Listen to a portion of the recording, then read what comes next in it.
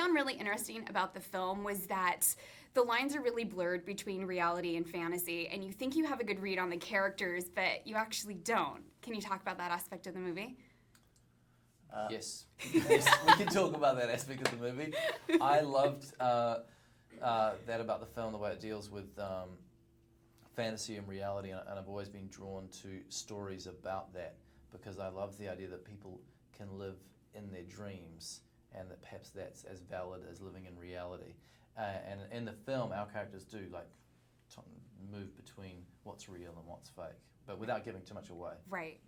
Yeah, it's not everything is not what it appears to be, and maybe reality is just as colourful as fantasy. Do you think your characters kind of get caught up in that as well? I think so. Yeah, I think, and to make it, I think there's a little.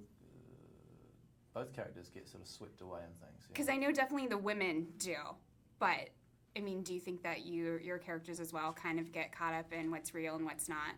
I think definitely. You know, it's about people who are put in a situation under false pretenses, but then they are seduced by it and they fall in love with the place and the people they're with. So as much as they try not to play the part which they're paid to play, they end up falling for the people and surroundings. This is a very female-driven movie. Did you have any apprehension signing on at first because of that? God, no. No. No, Jerusha's, a great comedy force, and she hadn't directed before, but I knew she had great taste and a good sense of humour, so I was pretty confident that it was in safe hands. Yeah, and what was it like for you? It was, from the start, it was female-led. It was female financed, written, produced, scripted, directed. That was what the piece always was. Yeah, and it's not just female-led; it's Mormon-led. They're all Mormons. Did you know that? I did not. Yeah, it's all like Mormon producer, Mormon director, Mormon writer of the book. Yeah. And I thought for a while that we would have to be baptized or converted during the shooting. But you didn't. No, they didn't force it on us. Did you know that the sound unless they baptized us without telling us when they threw us in the lake.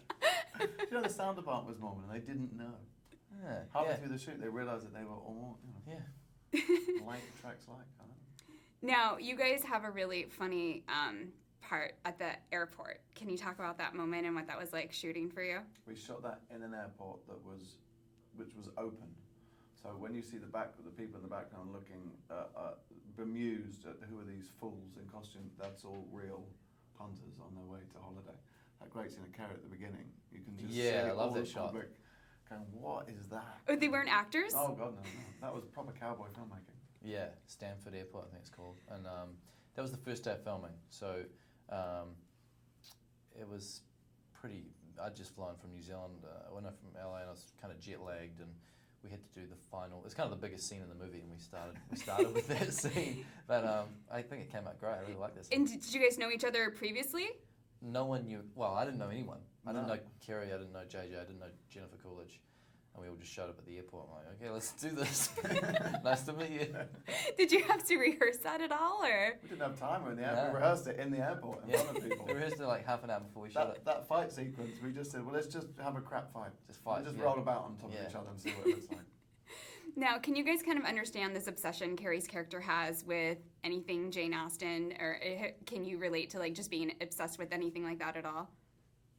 I know I've got friends who are big Austen fans like that. I myself, I don't have a first edition set by my bed that I read each night. Yeah. I have probably an unhealthy obsession with an American crime writer called James Lee Burke, and I have all 18 books.